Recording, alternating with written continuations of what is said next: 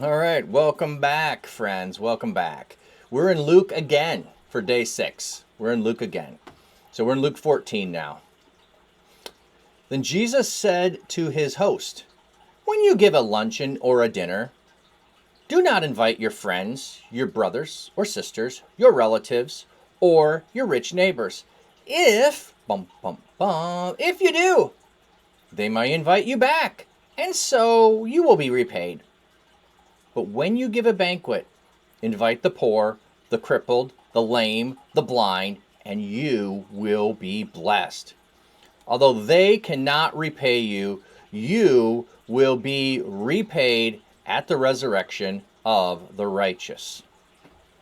When one of those at the table with him heard this, he said to Jesus, "Blessed is the one who will eat at the feast in the kingdom of God."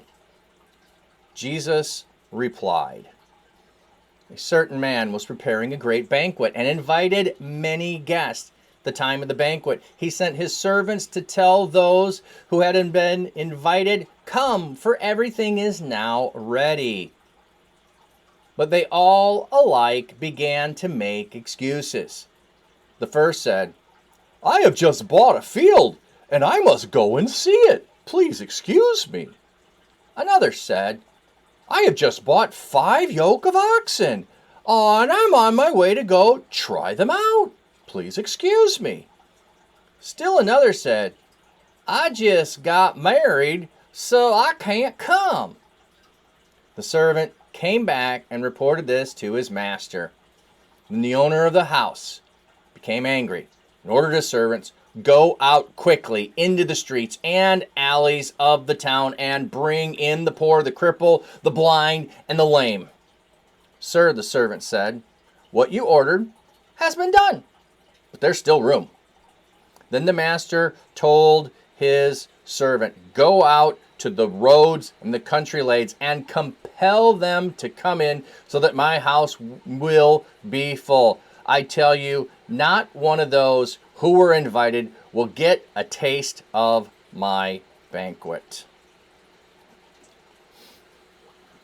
In this parable, our life with Christ is compared to a feast.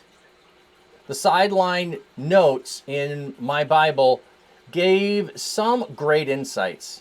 Invitations to honored guests were sent out well in advance, but the specific time to arrive was communicated on the day of the event when everything was ready.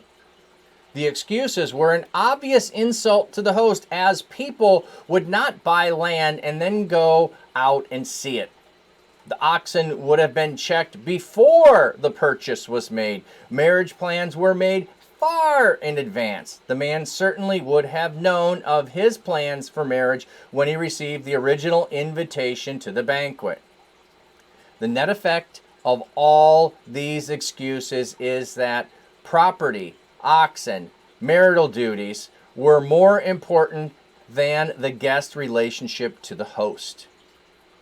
The place that the servant was sent was probably the city square, where beggars gathered hoping for handouts, those normally considered unworthy and social outcasts.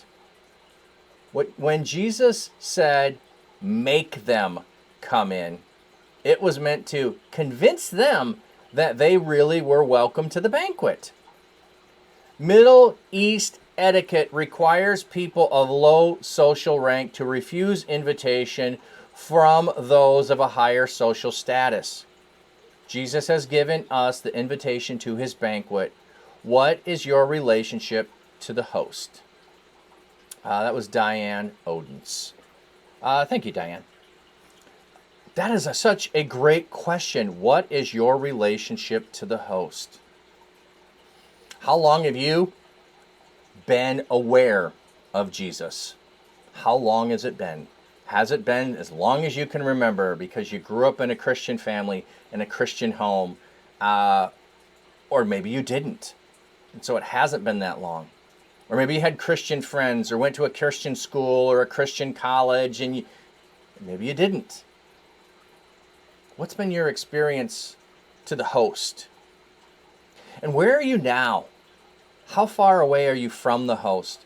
Have you let all of those other things get in the way of saying, I want to be at your banquet. I want to hang out with you. I want to spend time with you. Well, I hope there's other things that aren't more important than time with Jesus, time with God, time with His Word. So I'm inviting you, friends, this Lenten season to spend more and more time getting to know the host of the great banquet.